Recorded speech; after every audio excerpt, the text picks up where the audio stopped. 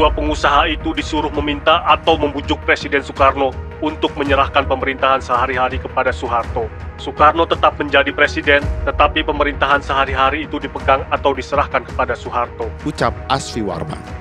Mendengar permintaan itu, amarah Soekarno tak terbendung lagi. Ia lalu melemparkan asbak kepada Hasyim Ning. Worldwide Production present.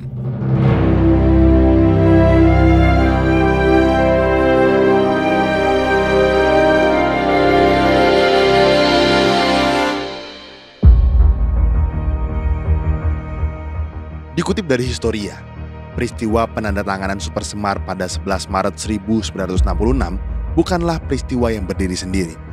Beragam kejadian beberapa hari sebelumnya mendukung teori kudeta merangkak yang dilancarkan oleh klik Soeharto.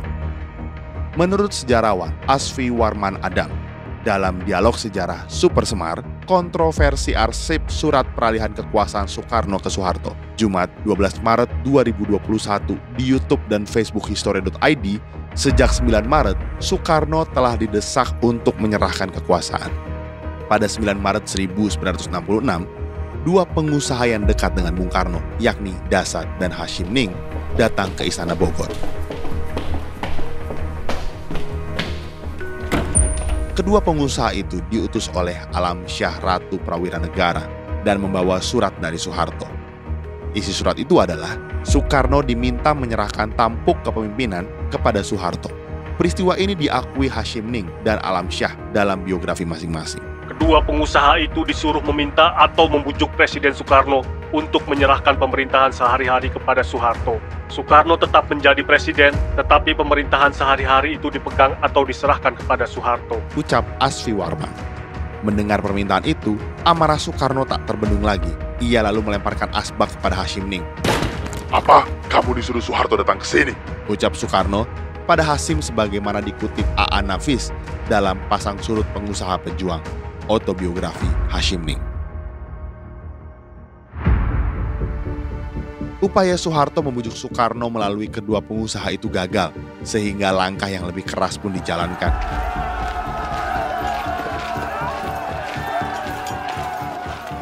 Massa digerakkan untuk berdemo di depan Istana Merdeka pada 11 Maret.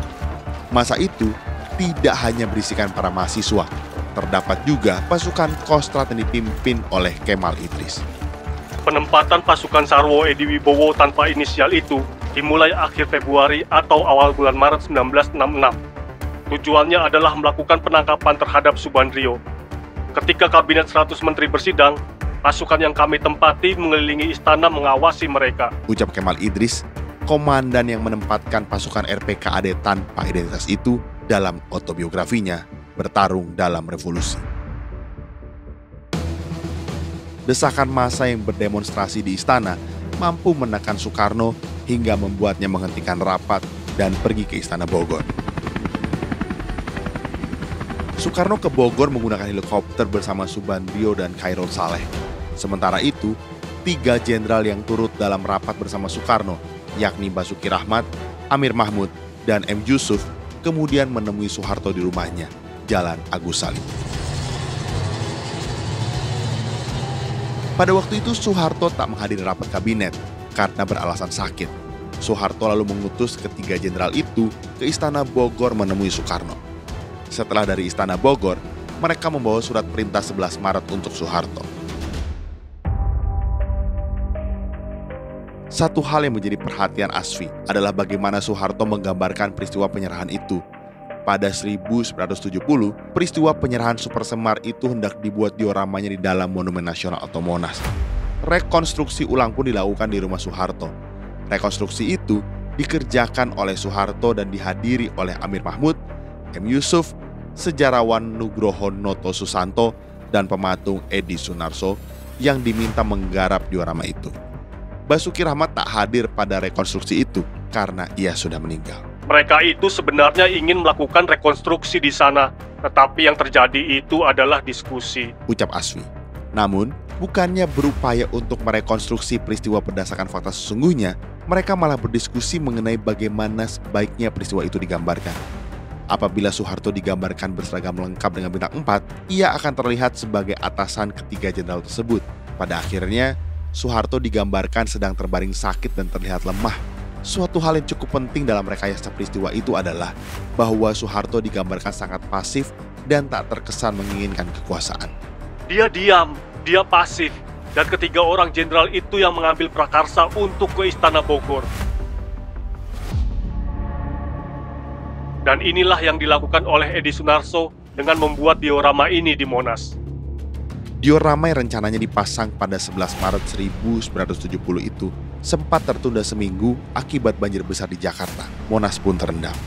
Menjelang kejatuhan Soeharto pada 1997, Edi Sunarso diminta lagi untuk membuat diorama penyerahan Super Semar bagi Museum Pancasila Sakti. Namun kali ini, ia tidak didikte dan memiliki kebebasan dalam membuat diorama. Edi tidak membuat adegan peristiwa penyerahan Super Semar kepada Soeharto, melainkan penyerahan Super Semar dari Soekarno kepada 3 jenderal. Soekarno yang menyerahkan Super Semar itu kepada 3 orang di sebelah kiri, yaitu Basuki Rahmat, Amir Mahmud, dan Yusuf. Sedangkan di sebelah kanan, itu 3 orang Waperdam, Subandrio, Hairul Saleh, dan Leimena. Pada diorama 1997 itu, terdapat Ibu Hartini yang duduk di samping Soekarno. Meski belum diketahui kecocokan diorama ini dengan peristiwa tersebut, Edi Sunarso yang merupakan pematung kesayangan Soekarno berusaha menampilkan ketokohan Soekarno dalam peristiwa itu. Melihat kasus perbedaan 2 diorama tersebut, hal ini menunjukkan bahwa sejarah peristiwa 11 Maret 1966 sengaja dibuat sedemikian rupa dengan tujuan tertentu. Diorama Monas dibuat dengan rekayasa Soeharto, sedangkan diorama Museum Pancasila Sakti dibuat Edi dengan bebas tanpa tekanan.